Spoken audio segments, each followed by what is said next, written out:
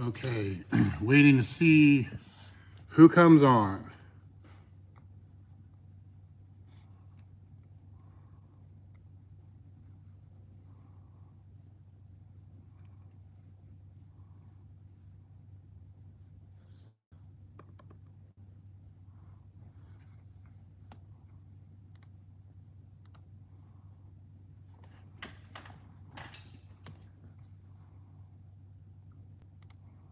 Just waiting for people to come on.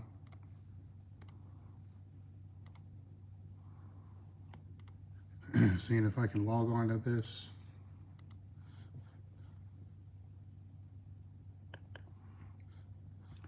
Once we get more people on here, I'll start taking your questions. It'll be an AMA format, so I will answer anything with my ugly ass reading glasses.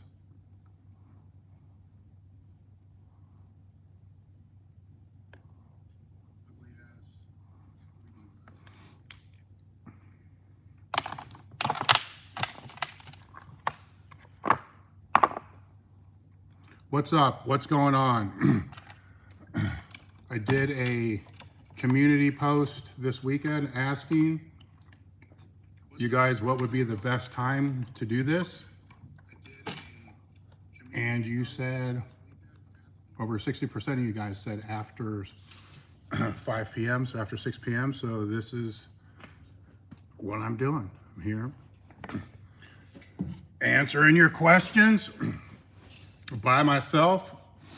Staff leaves at 5, so this is solo Dave. All right, let's see what we got here. You got super chats, Dave? Yes, are they not on?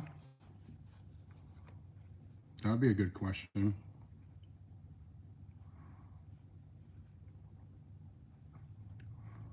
Anybody let me know if the super chats are on? Kind of need those to do this.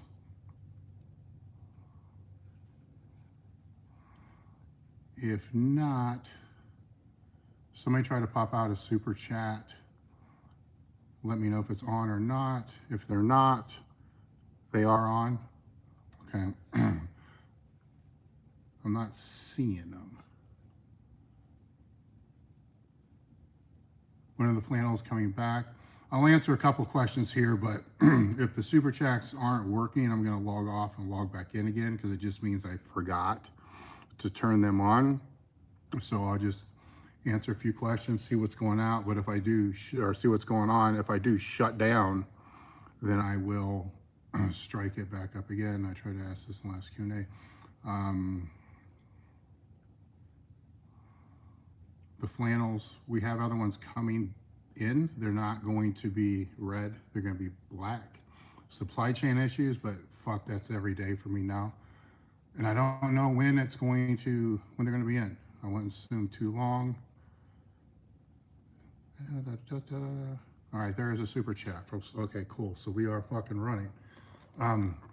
Yeah, so the flannels, we have those coming back hopefully within the next 2 weeks is what I'm thinking. And I have no idea what I'm doing. Yep, they're working. Rob, the trainer, thank you. Okay, so let's see what we got here. I answered the flannel question. What are my thoughts on Brian Carroll's 10/20 Life? I like it. I mean, I don't know if I'm going to be a person who's going to tell you any program sucks, but his program is good. I like the way it's waved. I like the volume. I like the structure. I like how it's put together. So yes, it's a good program. All right, who are some upcoming guests for the table talk? We don't have any upcoming guests right now for the table talk. We are in our busiest season, so it's kind of why I'm doing this now instead of during the day as well. So it kind of worked out for two reasons. This is the time that you guys want the live stuff to happen, and it's also the most convenient time for me because during the day things are just crazy as hell. So until we get through the holiday season, there's probably not going to be any guests. Sam kind of takes care of that as well. So they've been floating some things around, but we have we got a backlog of content too that we got to get caught up on. Thank you, Anthony. Super chats, what's up?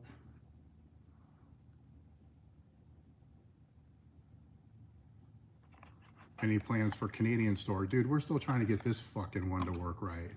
But I'm sorry for the sarcasm, but it's true. We get asked this, I get asked this a lot about different stores in different countries and all this, and it's, how do I say this? I don't know how big you guys think that we are. You know, to set up another store, you have to have a store that's extremely profitable with what you have. So we are not in a position to be able to do that. Fuck, I wish we were.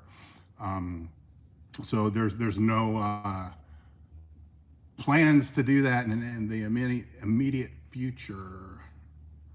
What are my opinions on the reverse hyper? Is it not worth the risk, damage, overblown fear? I like the reverse hyper. I do have mixed opinions on it, where in a way I hate the reverse hyper, but it's not for the reasons that people say. First, I want to be clear that the reverse hyper is a trademark name.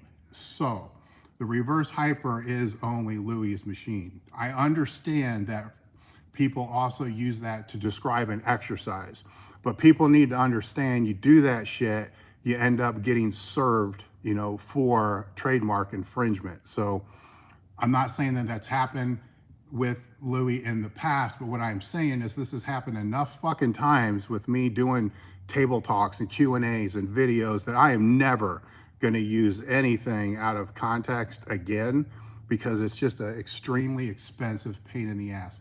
That aside, the reverse hyper or a bilateral leg movement, if you don't have the reverse hyper machine, is the part about it that I don't like is I did them fucking things 4 times a week for probably 10 years, and a lot of that period of time was double that. So it was every time I went in the gym 4 days a week, and then it was on off days. I did so many reverse hypers, I don't ever want to do another one the rest of my life. So with that being said, I also want to circle back with that and say that the whole time I was training at Westside, I never had any lower back issues that made me miss a single squat workout. That's not saying that I didn't strain an erector. I did a couple times strain an erector on a max effort Monday, but I always was able to still squat on Friday. So I know it's anecdotal because I'm just speaking about myself. Was that because I was doing reverse hypers 4 to 8 times a week? I don't know, but I will tell you that I had more lower back type issues before that. So is it overblown? Is it, what's the opposite of overblown? Is it warned against too much? I agree with both. I think the answer is somewhere in the middle. And it also depends upon how high that you're bringing them. So is it the greatest thing? No. You know, is it the worst thing? No. But isn't that every exercise? So I do have people do them that train out here. I don't have them do them as frequently as what I did. That's for damn sure. But I do put them in there, and especially if the lower back is a weak point for them, I will definitely put them out there. So that's the reverse hyper question, the Canadian store question. They're working, okay. Got to 100K from my first meet, want to drop back to 85K by May and not lose too much strength. Focus on diet, her person. All right, a couple things is we just did a meet, right? So just the fact that you're not peaking for a meet and you're going into the off season, you're going to lose strength. Now, how much strength that you're going to lose, different people are going to have different opinions on that. I don't like to see somebody lose more than 15% of their total strength. That way it kind of keeps them within striking range. The more that they lose off of that, which can happen because other things happen. Life happens, surgeries happen, stuff like that can happen, which is sickness can happen. Things can set it back. For every additional 5%, there's going to be, the way that I look at it when I'm setting things up, every additional 5% is another 4 weeks of training to get back to the starting line.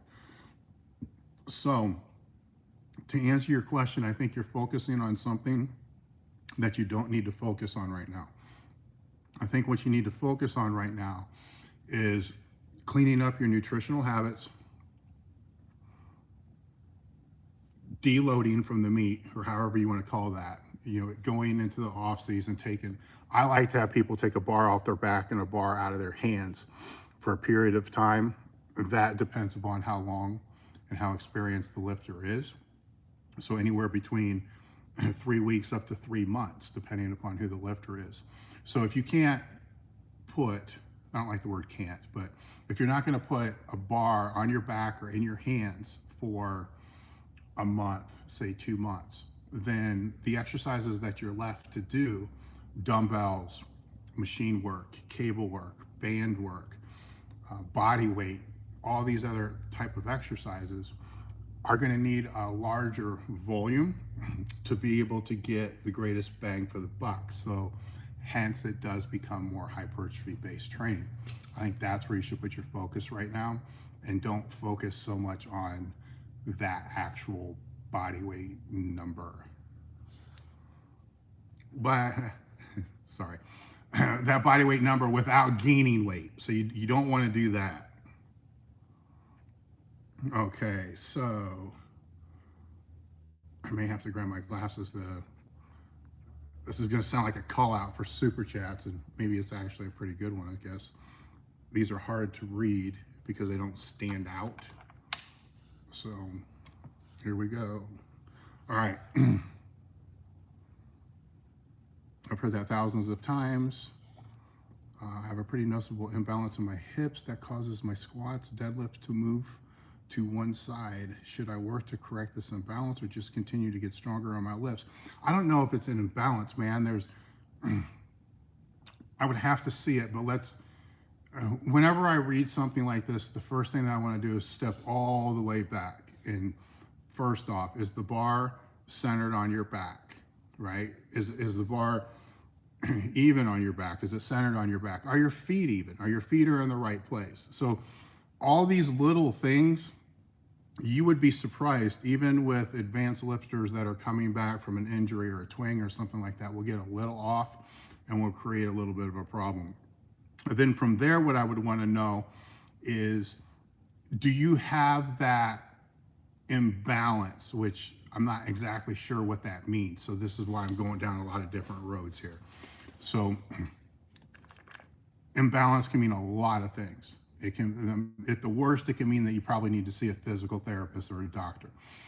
At the best, it could be that the bar is uneven on your back. So the next thing I would want to know is, if you were to squat a quarter of the way down and come back up, is that imbalance still there? When does the imbalance happen? Does it happen after you get down lower, higher? Where does it happen? And there's multiple ways to go about fixing this, but let's say that the imbalance doesn't happen a quarter of the way down. It doesn't happen even a couple more inches past that, but you get a couple inches above parallel, bam, that's where it starts. Okay, there's a lot of different ways to go about fixing this. If it is, a serious imbalance, physical problem, like I said, see a scam likely, awesome. See a physical therapist, but one way to fix it is just for a little while, stay out of that range of motion where it begins to happen and get stronger in the range of motion where it doesn't. Put in isometrics, that's pushing up against pins, some kind of isometric contraction in that position. Yielding is not isometrics. Yielding is another method that you can put in there. So squat down to just above where you have that problem and just hold it, right? That would be a yielding. The other method to put in there training wise is to get down to that spot and then squat up against pins or something that's going to stop the bar and force into that. And then the next week, see where, or the next squat session, see if that imbalance changed at all. In many cases, just by using the yielding or the isometric type contractions or training, that can be taken away because there's a weak point in there that will begin to address that.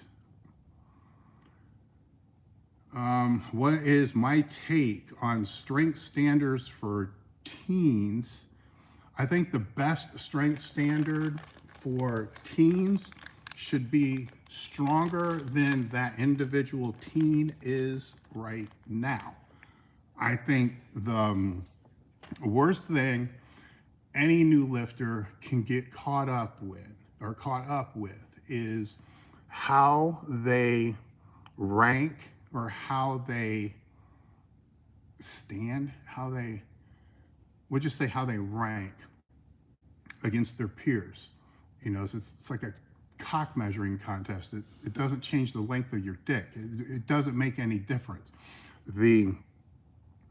When you focus on the things that you can't control how strong somebody else is, you can only control how strong you are. So when your entire focus is on where you rank compared to others, I think your focus is in the wrong place. I do understand some people can use that as motivation, but in most cases that I've seen, 9 out of 10 times, it's not. It doesn't suit that purpose. So it's better just to worry about what you're doing for your training, what you can do to make it better, the low-hanging fruit shit, you know, the sleeping, hydration, nutrition, rest, recovery, training technique, training form, all these simple things that can be addressed, should be addressed. As the lifter or the competitor, it doesn't have to be powerlifting, it can be any strength sport, gets better, of course you need to worry about where you rank, where your competition is. 99% of the people that are gonna post a question on YouTube is not gonna be that person. I'd say probably 100% is not gonna be that person. It's the person that needs to put more focus on themselves. Okay, what do we got here? So let me go back, see if I missed any super chats. Nope. Thanks for answering my question. Thank you for the super chat. What would be good for quads for the deadlift? I have been using What would be good for quads for the deadlift? I have been using Smith machine deadlift stance squats into my deadlift depth and box squats. Quads are lagging because of bad knee joints. There's a lot of shit going on with this question.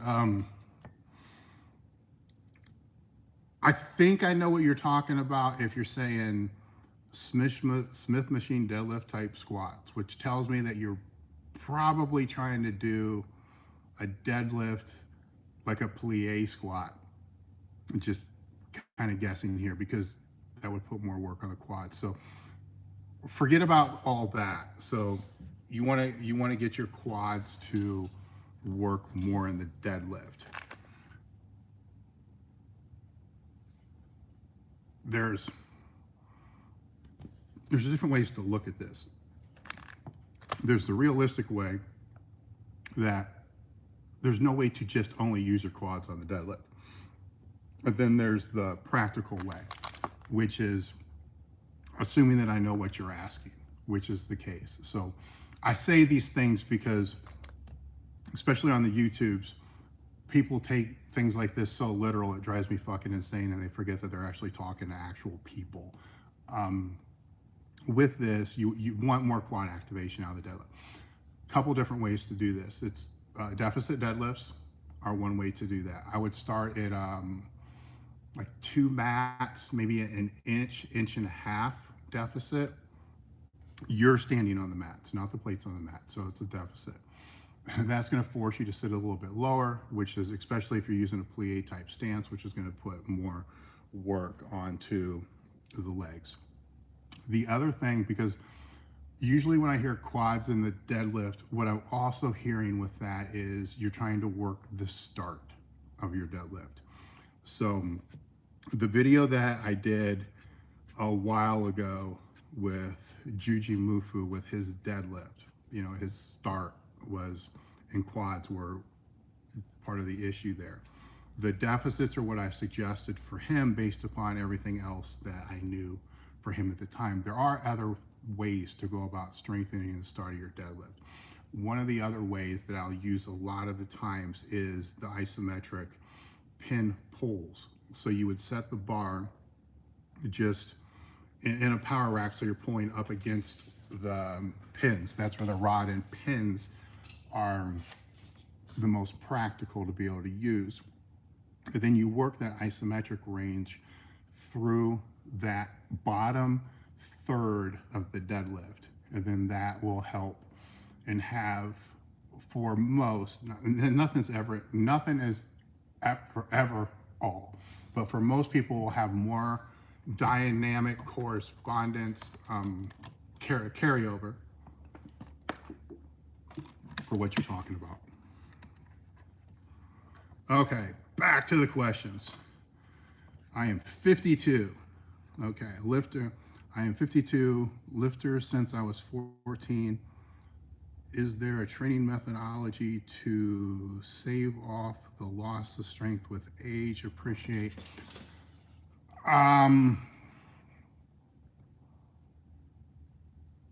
That's another tricky one, man, because there's an age. I mean, I'm 54, so I don't want to concede to the fact that as we get older, we get weaker, but it is a biological fact. So I think that you have to pivot with the training and the age. And the whole time that I'm saying this, the other thing that's ringing through my head is Louis Simmons didn't even begin to start to really hit his prime until 54.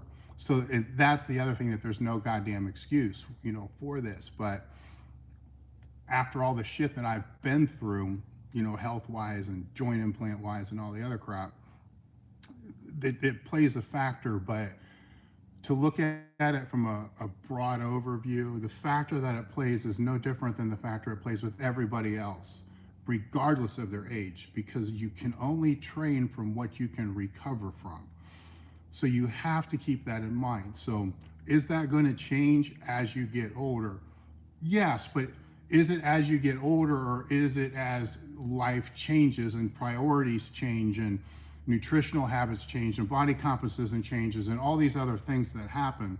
There's no magic supplement or anything like that, but paying attention to how you're recovering and then play around with it a little bit. I've had times over the last several years to where I recovered best just training on Saturday and Sunday with nothing else during the week. And then recently I'm recovering better training more times per week, 5 times per week. So it's all kind of, well, we all know this, it's all kind of phasic, but I think it becomes a little bit more auto-regulated as you get older.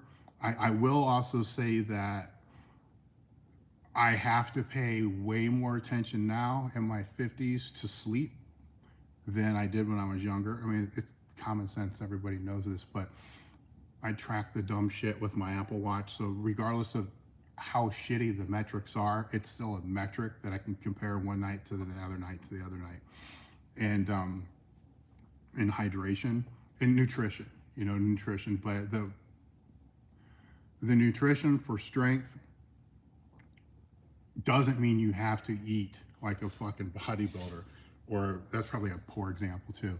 It doesn't mean you have to eat clean all the time. It means you need to eat clean enough of the time for you to be able to recover from your training. If all you're eating is shit, you're not going to be able to recover from your training.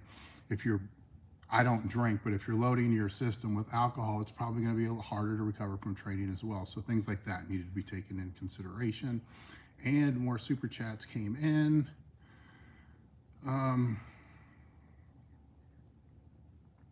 There's that one.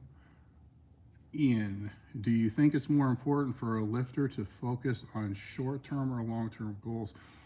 I think long-term, man, but here's the thing. How can you have a short-term goal without a long-term? Seriously, think about it. Let's say you want to add muscle mass. How much muscle mass do you realistically think is possible? Lean body mass. Realistically, do you think is possible to put on in 12 months? 20 pounds? 10 pounds? It's not even close to that. It's 5 pounds. And people are going to jump my ass and say, oh, that's bullshit. I know so and so and so and so and so and so. I'm telling you, it's way harder to put on 5 pounds of lean. We're talking muscle here. We're not talking fucking water. We're not talking fat. Just lean. So forget about that for a minute. If your goal is to put on muscle mass, that's not a short-term goal. It's more of a long-term goal. Now, a hypertrophy phase being built into a strength program has its place as well. So I don't know how to answer that, I guess is what I'm trying to say from a training perspective. Hell, even from a life perspective, I think there's got to be more long-term thought put in, or more macro thought put into decisions that you make. And then once you have that in place, there's room to be able to manipulate and pivot and structure and change around whatever your short-term objectives are going to be. If I didn't answer that, if that wasn't exactly what you were asking, try to pop another one up. I will never do powerlifting. Do I need to do deadlifts? Can I do pendlay rows? No, you don't need to do deadlifts. I know a lot of people that fucking hate barbell curls. They don't have to do There's no exercise if you're not competing in that movement. There's no exercise you have to do. It's your training. You can do whatever you want to do. So there's tons of great physiques that were built without deadlifting. So no, you don't have to deadlift. Do you ever take breaks to fix health issues and resume your competitive training? Or did I ever take breaks to fix health issues and resume my competitive training? No. I mean, just gonna give you an honest answer. No, that was not. No, I can go into details with that if people want, but no, I did not. The only thing I was worried about during that time, years, decade, maybe more, was competing. So everything else was secondary, health issues, whatever it was, I can't think if there was anything.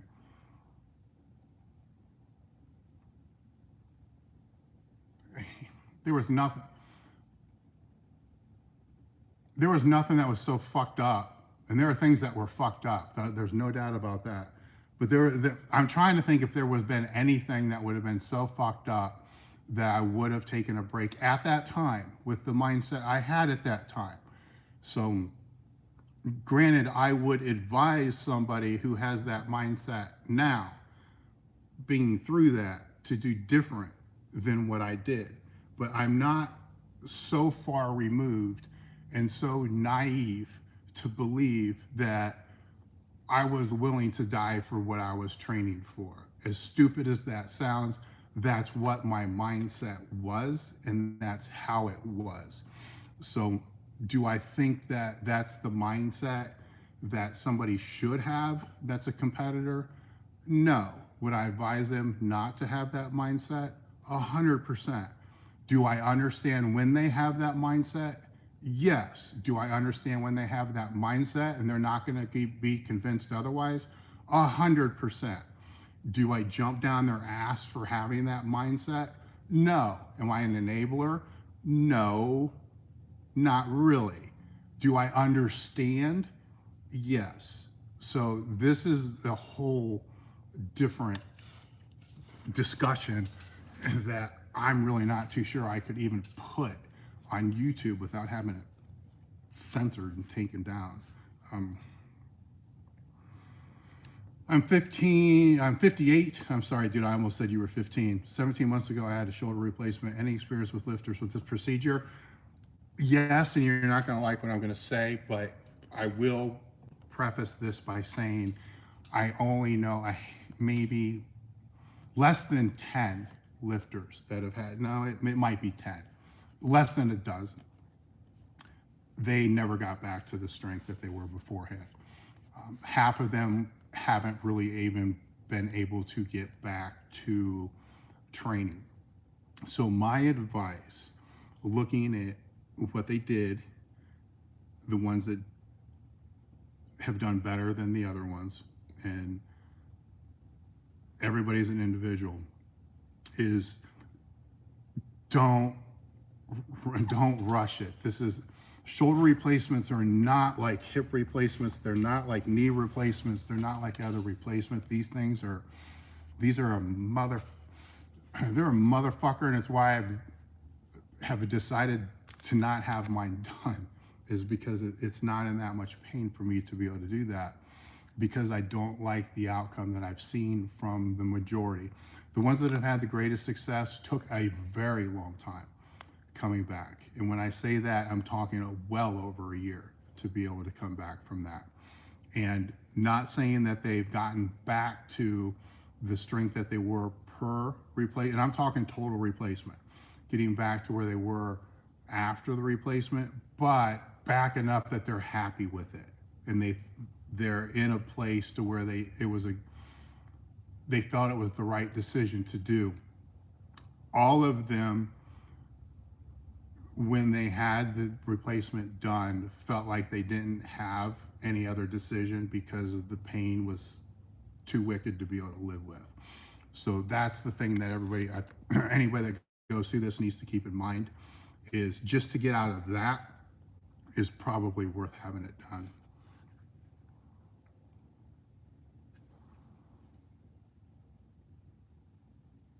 I fall forward at the bottom of the squat and fail because of it. Any cues or exercises to help this? Thanks for the content and equipment. Get stronger. That would be the first thing. Here's the thing about cues. They're going to be different with everybody. You can see that in the Train Your Ass Off videos that I've done. But the thing with the cues is they're really not going to do shit for you coming out of the bottom. You have to go into the bottom as perfectly as you possibly can, which means you have to start. There's no reason why you shouldn't be able to start a squat in your perfect position. If you're not, then you need to step back, lower the weight, and reevaluate how you're training and what your technique is, because your start determines the entire lift if you really want to get down to it. So what I would say to address what you're dealing with is go there first. Go to the start first. And then body weight squats or doll rod, broomstick, whatever you want to use. Just a box squat. I'm not telling you to change your knee position wherever it is. I assume that your knee position is good. I'm not telling you to change that. All I want you to do is to take a box and sit it to where your bottom position is. Get in your squat stance and just sit down on the box. And then when you come up, when you go to stand up, I want you to think about raising your traps first, not your ass when you come off of that. So hell, every time that you go to stand up from a seated position, office chair, couch, whatever the fuck it is, get in your squat stance. And when you go to stand up, think about leading with the traps first instead of kicking the butt out first, and work on those couple things, and that should help you out.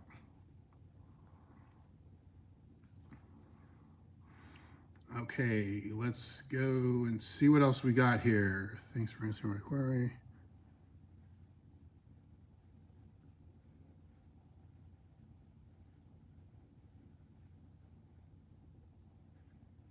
I get bad hip pain when squatting, and I'm trying to get my deadlift stronger at 315 now. What should I do for my deadlift stronger without squatting? I would say if you have really bad hip pain, I would worry about addressing the really bad hip pain without doing any type of compound movements that's going to inflame or make that worse. Or not worse, to make the ability of that not getting better worse. So I wouldn't even worry about that right now. I would worry about addressing the other thing, because it's going to come back and bite you in the ass on the deadlift too. Favorite bands or albums when listening to in the gym? I get more into classic rock, metal. I don't even, lately it's been some 90s rock thing that's a Spotify playlist that we've been playing for half a year or whatever it is. So there isn't really any one thing. AC/DC probably more so than anything, but it depends too. I can get fired up to anything if I want. How often would you get into gear for a peak cycle? Every week or the last few weeks prior to a contest? That heavily depends upon the experience of the person. So I have two people out here right now, both peaking for meets. One of them's a 3-time world champion. One of them's training for her first multiply meet ever. One is putting the gear on for each main lift, so once a week, and it's been doing so for, I think, full gear is still no wraps. Full gear with wraps, maybe 2 sessions. Full gear straps up briefs, without the wraps, 3-4 sessions. Briefs with maybe suit with straps down, maybe a couple sessions out that. Say 8 weeks out, none. Bench shirt, it's kind of spotty, how it was sprinkled in over the last 10 weeks, because you got to reacquire the skill, then you got to back off because the weights are heavier and it beats the shit out of you, as you know. So then you need to back off, then you need to reintroduce it back in for the last 3 or 4 weeks. That's on the high most advanced, and it could even come down a little bit from there, unless there's body weight fluctuations or new gear that you need to dial in with that. Briefs pretty much stay in all the time except for far off season, and then they come out. Now, beginner. And she's been in gear for the squat and the bench twice a week for the last 5 weeks. Now, is that working up to a 1 rep max? No. She has to learn the gear. So here's the thing on the other side of that, is she's capable physically. If I could make that bar go in a straight line and not have any deviations from that, have the mind in the right place, she's capable of squatting 100 pounds more than she's going to be able to squat. But that's every beginner lifter. That's just kind of how it is. So by her working up to what would be considered a 90% range, first off, really isn't the 90%, but she needs to learn the gear. So she's been in it after. We tried to keep it in once a week like most people would do, and it was a clusterfuck. 1 week would be good, the next week bad, the next week good, next week bad. And it's like, all right, so that becomes the weak point, right? So now it's a technical weak point associated because of the gear that they're wearing. So that's the weak point, needs to be prioritized. So then how can it be prioritized to increase the highest level of specificity before the training event? Use it every single time you can come in. Well, how can you do that in such a way that you can still recover? Going back to the things that I said earlier. You keep the weight manageable so it's recoverable. And then that's where you go. And mentally, they got to be able to not miss things and build confidence slowly, because that's another factor with it. So I give both examples of this here to show how vastly different this can be, and it's all going to be individualized based upon the lifter and their skill in that gear.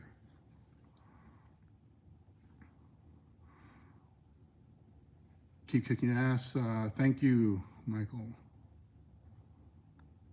And okay, gotta go look for non-super chat ones again. Glasses suck.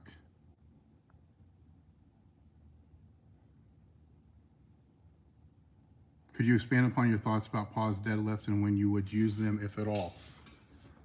I'll use anything that I think is going to make a lifter better. So I want to put that out there immediately. So yes, there's going to be times where I'll put them in there. If I'm not worried about this lifter ever having any time of timing issues, but they have positioning issues. So saying slightly off the floor with the deadlift, they begin to lose position. And they wedged well. They started well. Everything was well, but for some fucked up reason, they would lose position. Or even if the positioning is a little bit higher at lockout and stuff like that, I could definitely see, a reason to be able to use pause deadlifts. What I worry about with the pause deadlifts, and this isn't anything against the pause deadlift, this is anything with any training methodology. It could be pin pulls, it could be partials, it could be board presses. It can be any methodology that you're using with training. There's always going to be pros and there's always going to be cons. So with the pause deadlift, I've seen it fuck people's timing up. Is that everybody? No. But is it a lot of people? Yes. So I don't think that, here's the sticking point or the problem is X. Here's my possible solutions to X. What are the pros and cons of each one of these solutions that could possibly go into this? If I think a pause deadlift is going to be beneficial for this person and timing is not going to be impacted in any way whatsoever, yes, I'm going to pick that. If I think timing is going to be impacted because their start isn't always right, their head position isn't always exactly where it should be, their wedge isn't exactly how it should be, not every time, but most of the time, and those things are a little bit off, then no, I'm not going to select that. I'm going to select maybe an isometric pull from a low position, or pulling against bands that are going to hit at a different level. So there's no bands that goes into this. So you don't have the bands from the very start. So there's different, you get what I'm saying. So I hope you do. It's kind of fucking rambling sometimes. Okay, I got caught into Rip and Toe Starting Strength book, look down thing on the squat and ended up always getting tipped over on the bottom, started looking up in something instead and immediately fixed it. It's not so much a question, but an observation. I've seen that with other people. I see other people do very well with it. So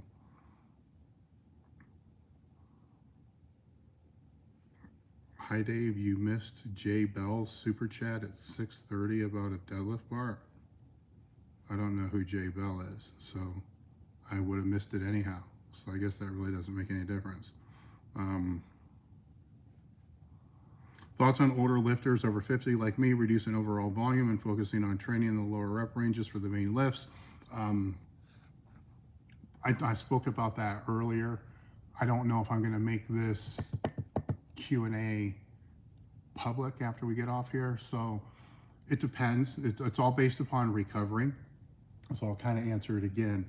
But I will say there's been a lot of phases through my own training with the older lifters that I work with as well, to where volume is the thing that we will taper down.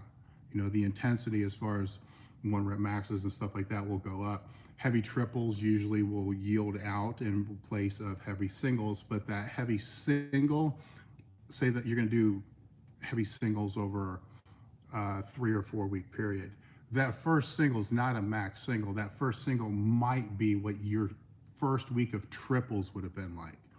But you'll do a couple of the heavy singles at progressive weights, and that's where that volume and workloads kind of taper down a little bit, put in place of that. So that's just one example of that. I should probably make a note to do a longer answer just on this, manipulating the volume and intensity for washed up meatheads. Okay. Your take on meets where your total is divided by your body weight. So as the little guy compete against the heavier weights, I don't really have an opinion on that. I've never had an opinion on that because normally the lifter knows this before they enter the meet. So if it's known before they enter the meet, and if they don't like it, then don't enter the meet. So I don't really understand things like that because there's other options. Thoughts on heavy walkouts for exposure to new loads? I'm not a big fan of that. So that's my thoughts. I think there's other ways to go about accomplishing that. And if that is really the biggest problem, for instance, how much difference is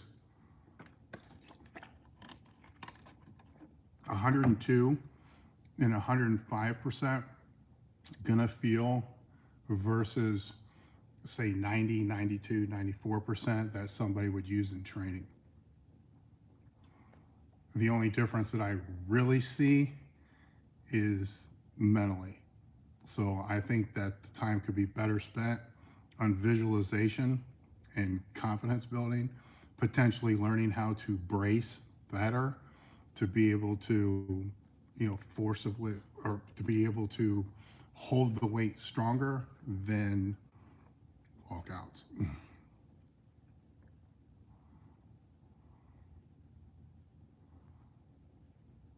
Are you a fan of Dimel Deadlifts or mat pulls with chains accomplish what you wanted training to get out of the Dimel Deadlifts?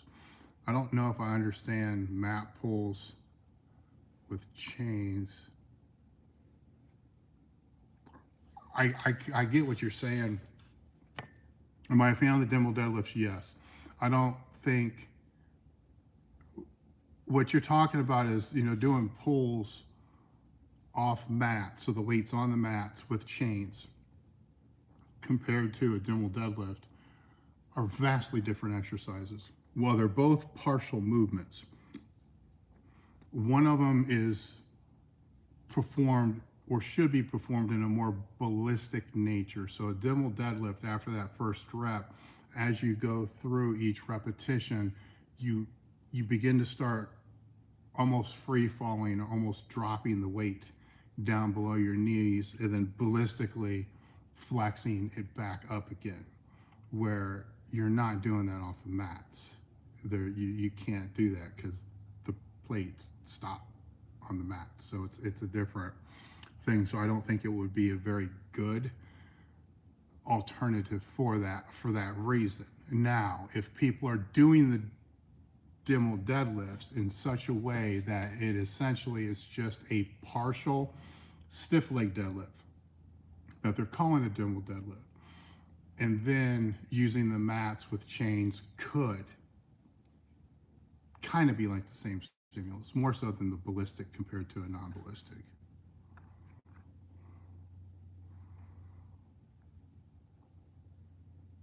How high would you go with pins? I assume you're talking deadlifts.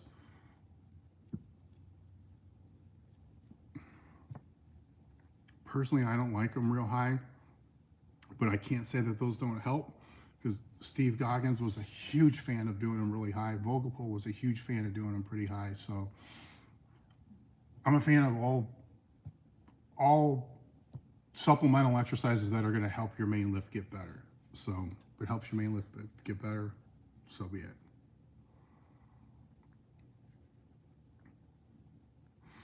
Training grip. Have you extensively trained this before? And if so, how do I go about your forearms feeling sore? I have never had to train my grip extensively for anything.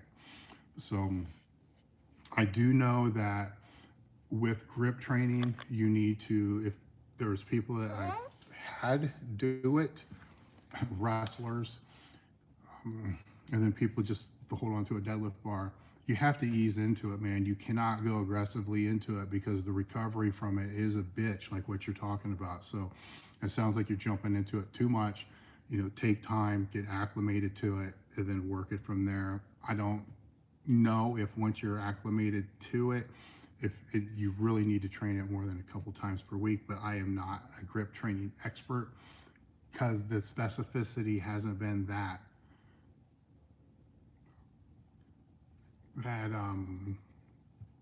necessary for athletes that I've worked with in the past. So I haven't had to consult or go down that rabbit hole very far.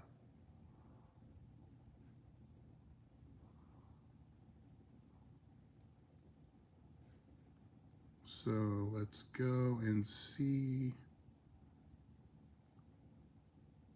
And there's some fucking dickheads on here. Now I see why people don't do this shit. Holy cow.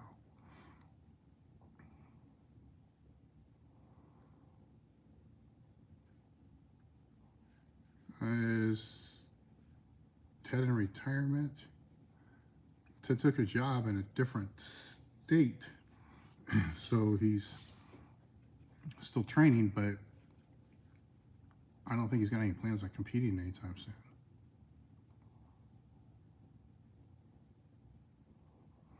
What's the best set and rep scheme to increase my bench press? I can only bench 150 right now. I would say, based upon how much you're benching right now, the best set and rep scheme that you can use are all sets and reps to be able to really, really super focus and dial in the technique of your bench press and go from there.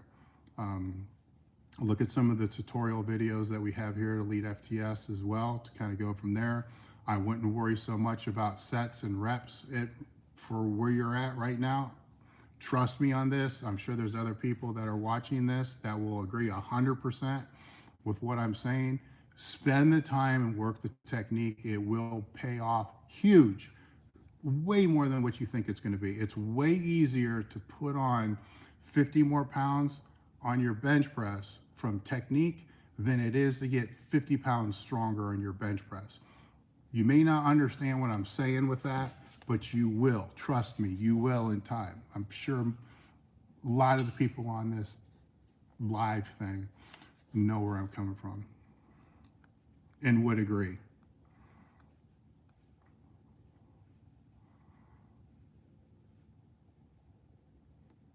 Curious, do you have any tips, exercises for people with knees, ankle, hip problems as far as legs go? I grew really fast as a kid and it messed up my knees and in turn my hips and my ankles. I don't know how to answer that.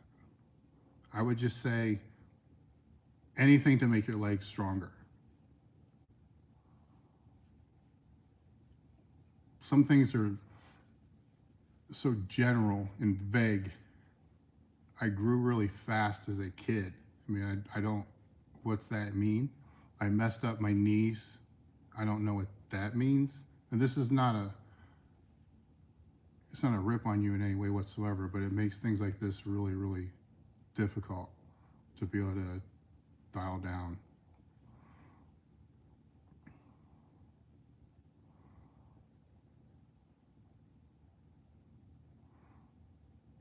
Do you see or speak to Louie much or any of the West Side crew from when you were there? I train with two people that I've been training with that I trained with at West Side. I still train with them now, so Joe Amato and Todd Brock. I've been training with both of those guys since the early 90s, so they train out here. So yes, I do with those. Do I speak to Louie very much? I haven't spoke to Louie for a couple years.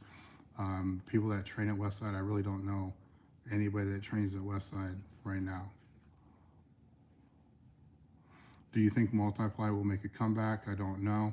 I don't know what that means. I mean, that's kind of another thing that I don't know what that actually means, because when I was hosting meets and knew what the actual federation's numbers were for the IPA, the APF, and those are really the only two, because it was kind of bouncing around between those two. So when I added those both together, the total number of multiply lifters might have been 3,500 to 4,000, and you might be able to say 4,500 to 5,000 maybe, but I say maybe because you had people that competed in both federations, so that would be counting them twice if you did that. So let's just say, for sake of conversation, 3,500. If I went to openpowerlifting.org now and looked at the total number of multiply powerlifters that competed in the last, I don't know if I can go last 12 months, but I think I can go the last, like 2020 would probably be a fucked up year to look at. So say 2019, or anyhow, if you look and you compare, it's not that far off where it was. So there's two ways to look at this. The first way is it dead? I wouldn't say it's dead if it's still pretty damn close to the same size it's always been. So that's the first thing to look at. Now, when you compare that to the number of total powerlifters, back at that same time, if I was to figure out total powerlifters, which was much harder to do back then. So back then I had to look at things like all the federations that you could get the numbers on, and two of the federations would not give you numbers to save your life. So you had no idea on that. So you have to use things like Powerlifting USA subscriptions and just roundabout numbers, talking to other people. The total, we would guess it to be anywhere between 15,000 and 20,000. So now multiply, let's take it back up just to make it easier, and say it was 5,000 out of the 20,000 or 5,000 out of the 15,000. You're looking at 20 to 25%. Total number of lifters today, go look.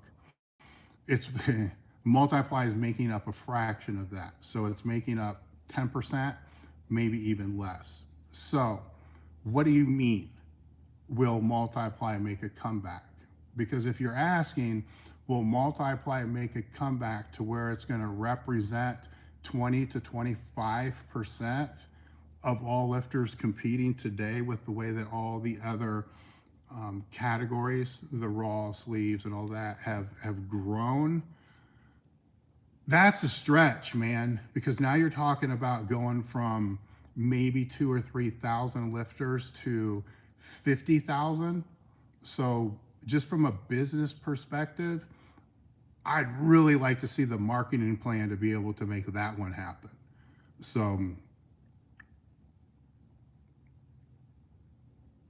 the answer to this question becomes whatever you want it to be, right? So if you want it to be multiply's dead, then you can say, yeah, multiply's dead because it went from, say, 20% of the market to 10% or whatever it is now. So it's dead. If you want to make that argument, you could make that argument. Or you can make the other argument, what the fuck are you talking about? Multiply is just as strong today as it was before. And hence, now you know how people can fucking play with statistics, if you didn't already know by now after living through the last 2 years. I'll just keep that with what that is. But anyhow,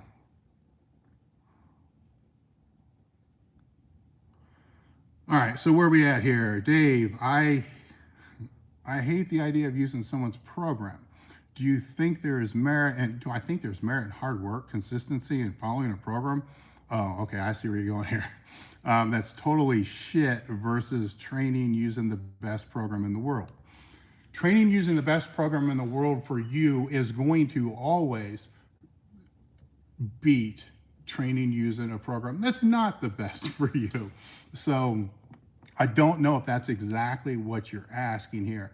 I think what you're asking is, there's a lot of people and companies that are promoting the best program in the world, to where that becomes convoluted to me, because what is what is that program?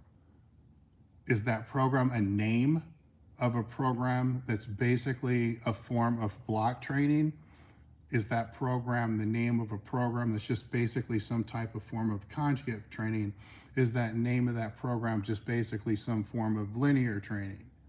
Or are you talking about the program structure and methodology of block, linear, conjugate, or whatnot? Because it becomes, when you start talking about programs, what you're really talking about are names of sets, reps, weeks, and microcycles put together for somebody to be able to sell to somebody else in such a way that they can market it so they can make money and you can get some type of return. That's what most people are going to think a program is. Because they're going to, when I ask people, what's your favorite program? I don't hear methodologies. I don't hear methods. I hear the names of specific 8, 10, 12 week type of programs. Or a program that is actually a methodology called what their program is, with their little thumbprint on that. Is your own, so now let's reframe the question. Is the program that you're putting together for yourself based upon basic solid methodologies of training that deal with periodization, recovery, and some type of progression over a period of time in phasic structures, going to work better than the quote programs that are out there? 100% yes. Always, no questions asked. Done. That's why Elite FTS, that's why I don't like programs. That's why I spend so much fucking time and energy and effort and education and free content for the past 2 decades putting out so people can understand this stuff, to be able to put it together for themselves so they don't have to rely on that. Because even if that program does help you, it's only going to help you for so long. It may be for whatever that macro cycle is, or whatever the duration of that program is, or maybe even a few rotations of that program, it will be able to help you. But then it's not, because at some point in time, for you to progress to become the best you can possibly be, you're going to have to figure shit out for yourself using basic methodology and training.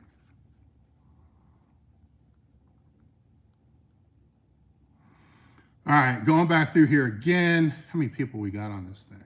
163. Holy shit. It's a little bit better than what we get when we do the table talk during the day. So it's actually a lot fucking better. Let's see how the super chats end up.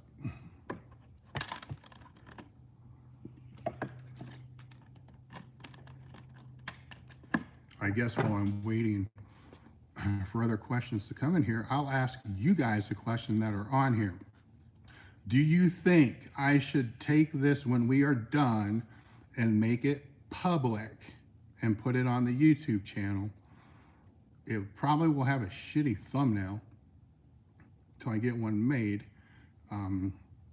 or just shut it down and keep it private to those people that showed up. Let me know what you think. You can just put a yes in there or not.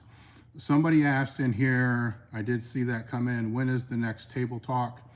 Actually, we were planning on doing it tomorrow, but I have so much shit going on right now with what the work I have to do for the company that it's not going to happen tomorrow. So actually, I take that back. I'm sorry. We pre-recorded one last week to be able to post this week if need be. So that we'll post. It will not be on YouTube. So any of you guys that only follow the table talk on YouTube, you are missing a lot of episodes. So They will be on all the podcast networks, Spotify, Apple, whatever they are, Libsyn. If you go to elitefts.com and you scroll down to the bottom of the homepage, you're going to see a big ass banner that says Table Talk. If you click on that, it will take you to the Libsyn link, which has all episodes on there.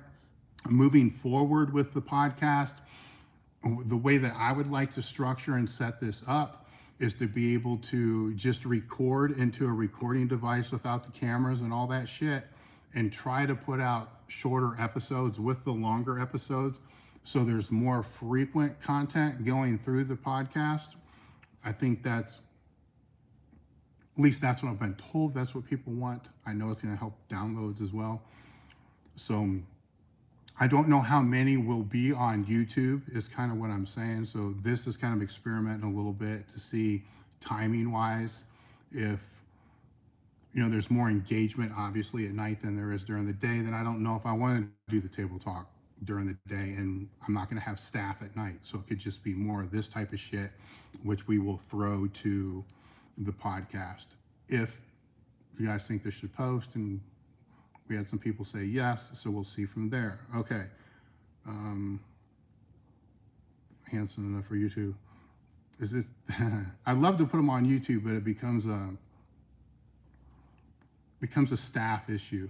It's how much time goes into that, and we don't have the biggest staff in the world. Again, I don't think people really get the whole gist of all this. So when we sit out here to do a table talk, I think last week, if you talk about setup, I don't have to do anything with the setup. You're looking at from 11 o'clock until probably 5. It's probably until the end of the day to be able to record the table talk and then to record one podcast after that, because it was all set up. So then you take that times 3 employees, you have what, 15, 16 hours to be able to go into doing that. If it's just and at this time of the year, I need people doing other things for those 16 hours than just sitting around a table talking. Anyhow, we'll figure it out. Okay. So what do we got here? Love the color of the flannel. Cannot wait for the black ones. Yes, those were in stock. The black ones were in stock. I don't have an ETA on those. I do know that we have the signature FU shit. We have that. I'm just waiting for one other piece that goes with that to be able to launch that. The hoods, t-shirts, thermal coffee cups, they're here. We're just waiting for a ball cap. My goal was to be able to get them here before Black Friday, and pretty much everything is here except for the hats, which I think should be here by the end of the week. So we may launch those later this week. I would really like to not have to launch those during Black Friday. All right, so what do we got here? Definitely keep it posted. Oh, man, I love it when you guys are helping other people out on here with their questions. That's what we're here. That's the whole premise of the company, man. Fucking love that. All right. Any other questions, or is it time to shut this down? I'll make one more shout out for questions, super chats, all of it's appreciated.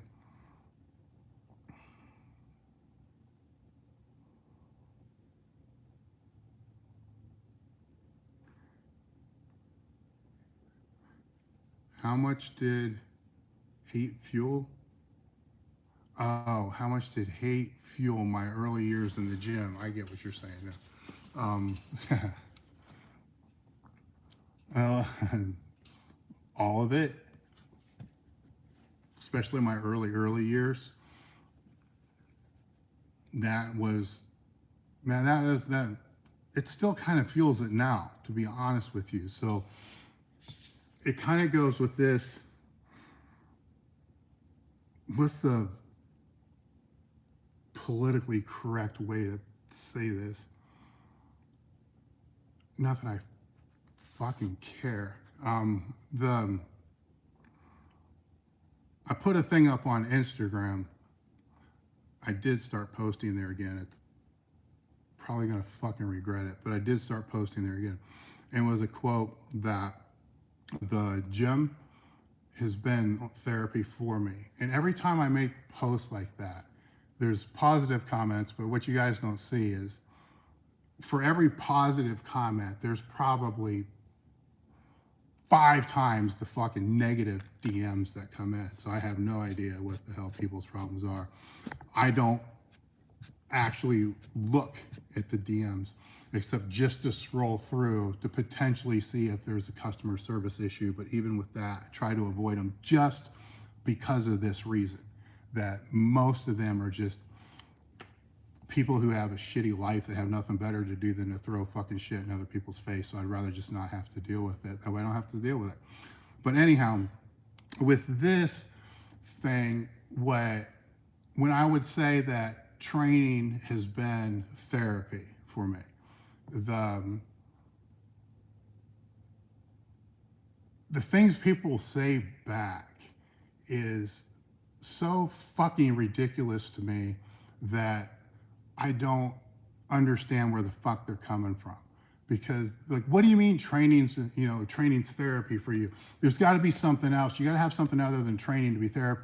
Like, really, fucker? I'm 54, and I've been using it as training for me since I was fucking 12. Tell me what other fucking therapy I could do for that period of time that would be consistent, that would always show up, that would always suit its purpose, that would always be there. Tell me what fucking therapist I could see that's going to be there for 40 fucking years. And I understand what they're saying, but when they say things like, well, training can't be therapy, but fucking clay can be, and pets can be, dogs can be, fish can be, all the gerbils can be, all these other things can be therapy, but string, fucking anything can be therapy, but goddamn it can't be training. Make fucking sense. Somebody please fucking make that make sense to me. I don't fucking get it. Like, if that's somebody's way to be able to cope and to be able to deal with the world, then who be somebody else to tell them that's what they shouldn't fucking do? Whether they should play with fucking clay.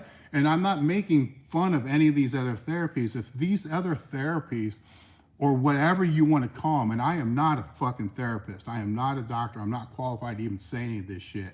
But anyhow, if all these other things can help and work for other people and we need to embrace that, then why the fuck can't they embrace that we want to lift some fucking iron to work out our frustrations? Can somebody please fucking explain that one to me? Because I don't get it. There, somebody said that they wanted a rant, so there you go, you get a rant. All right, we got some super chats. I'll hit some of these things. I'll see if any more come in, and then I'm gonna head out of here. Maybe a dumb question. Dude, there is never anything as a dumb question. How do you work on wrapped squat training for someone looking to get into them, but currently training for a raw meet? Now, wait, whoa. Whoa now. I need to read this again. You're training for a raw meet. So does that mean you're not gonna use wraps? Or you're training for a wrapped meet? Or this shit's got so confusing. How do you work on wrap squat training for someone looking to get into them, but currently training for a raw meet? Newer female lifter here. Okay, I'm gonna assume you're training for a meet that you're allowed to use wraps. Okay, if that's the case, start wrapping now on your work sets. Just don't wrap super tight. As you become more acclimated to them, start wrapping a little bit tighter. Don't make it any more complicated than it needs to be. Now, if you're training for a sleeve meet, then you probably don't want to be using the wraps. Been dealing with tricep tendon pain on the bench recently. Tried close grip, straight bar, still hurts. Any clue on a remedy? Depends how far you are out from a meet. So if you're training for a meet and this strikes, and it's any competitor knows what you're talking about. Let's say you're 3-4 weeks out from the meet. You just got to ride it out, man. You got to try any methodology that you can. Different things work for different people. To be able to just, once it lights up, it's really hard to get it to not. So it's more of a pain management thing to be able to get through the meet. Assuming that there's nothing fucked up, I probably need to back up and say, see a doctor and physical therapist like you have to all the fucking time on these questions. But if you're close to the meet, just ride it out, try different things, you know, ice massages, stuff like that. You can try changing your grip a little bit on the squat. Typically it's coming from the squat, which is going to impact your bench as well. So try, at this point, try anything. Just go to Google, search this shit, and look at everything anybody has ever said that they've done to be able to help mitigate it and make it work. When it would light up, when I was competing, there was the only way I could get it to slow down was to move my grip out on the squat, start wearing elbow sleeves, and then I learned that I had to strengthen my lats and I had to increase my shoulder mobility to be able to take the tension off of there. So I gave you a short-term kind of solution for this to get through the meet, and then the long-term solution is being able to get the lats to be able to activate better, to be able to pack the shoulders better, and to be able to get the mobility in the shoulders a little bit better. Is hypertrophy training the best for fat loss? The best for fat loss is a calorie deficit. There.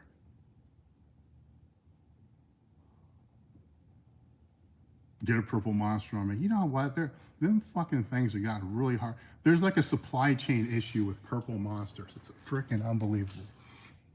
And we're sponsored by Monsters. They'll deliver a whole bunch of shit over there, and there's not one purple in there.